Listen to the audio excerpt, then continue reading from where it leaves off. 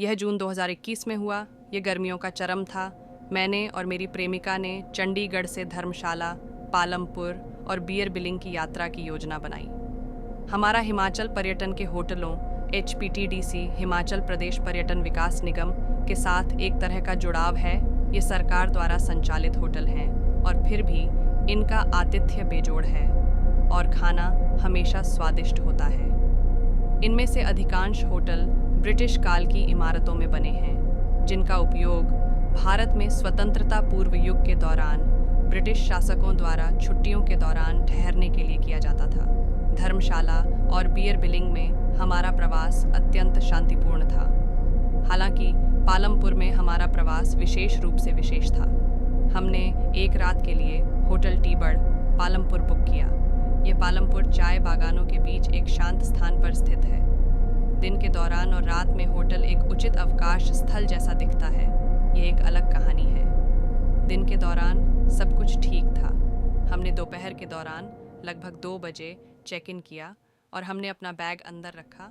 Restaurant में दोपहर का भोजन किया और पास के स्थानों 1850 के दशक में बना एक चर्च और अन्य लोकप्रिय पर्यटक स्थलों सहित में दिन बिताया धब्बे।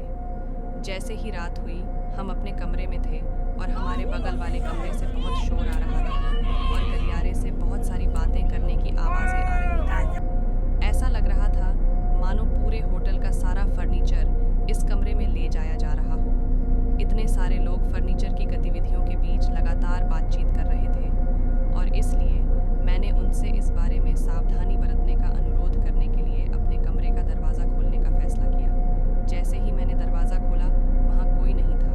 एक भी व्यक्ति दिखाई नहीं दे रहा था, नहीं बिल्कुल आवाज़ नहीं, और गलियारे के दोनों बाएं और दाएं छोर पर अंधेरा। मैंने इसके बारे में ज़्यादा नहीं सोचा। हम बालकनी की ओर गए, अपने साथ रखी जिन की एक बोतल खोली और होटल के रेस्तरां से नींबू पानी का एक गुच्छा ऑर्डर किया। कुछ पेय के बाद हमने नीचे रेस्तरां में जाने का फैसला किया। अगर मैंने पहले इसका उल्लेख नहीं किया होता तो हम शीर्ष मंजिल के कमरे में रह रहे थे। 301, एक तरफ सीढ़ी वाला कोने वाला कमरा और दूसरी तरफ अन्य कमरे। हमने रेस्तरां में रात का खाना खाया और बिस्तर पर जाने से पहले खाना पचाने के लिए थोड़ी देर टहलने के लिए होटल के बगीचे में चले गए। वहाँ मेज़ों का एक लंबा लेआउट था, सम्मेलन लेआउट के समान। मेज़ें एक पंक्ति में जुड़ी हुई थीं और मेज़ों के चारों ओर कुर्सियाँ थीं। मेज़ और कुर्सियाँ दोनों धातु से बनी थीं और सफ़ेद रंग से रंगी हुई थीं। जैसे ही हम मेज़ के करीब जाते थे या उसके पास से गुजरते थे, ऐसा लगता था जैसे उन कुर्सियों में से प्रत्येक पर कुछ लोग बैठे हैं और रात के खाने के दौरान बातें कर रहे हैं। जैसा कि हम अपनी सैर के दौरान यह अनुभव करते रहे, होटल स्टाफ के सदस्यों में से एक हमारे पास आया और हमसे सुरक्षा कारणों से इस समय बगीचे में बहुत दूर न जाने के लिए कहा। फिर हमने इसके बारे में ज़्यादा नहीं सोचा। हमने उसकी बात मानी और अपने कमरे की ओर चल दिए। और अब हमारे कमरे के बगल वाले कमरे से आवाज़ तेज़ और तेज़ हो रही थी, जैसे फर्नीचर बिना रुके हिल रहा हो। ऐसा लग रहा था जैसे वे सो नहीं सकते थे और बिस्तर को हर संभव दिशा में मोड़ रहे थे। दीवारों पर लगातार दस्तक और कंपकंपी कंपन, इस हद तक कि हमारे कमरे में झूमर दीवारों की कुछ दस्तक के साथ हिल रहा था। हमारे शयन कक्ष का दरवाज़ा खटखटाया जाता था।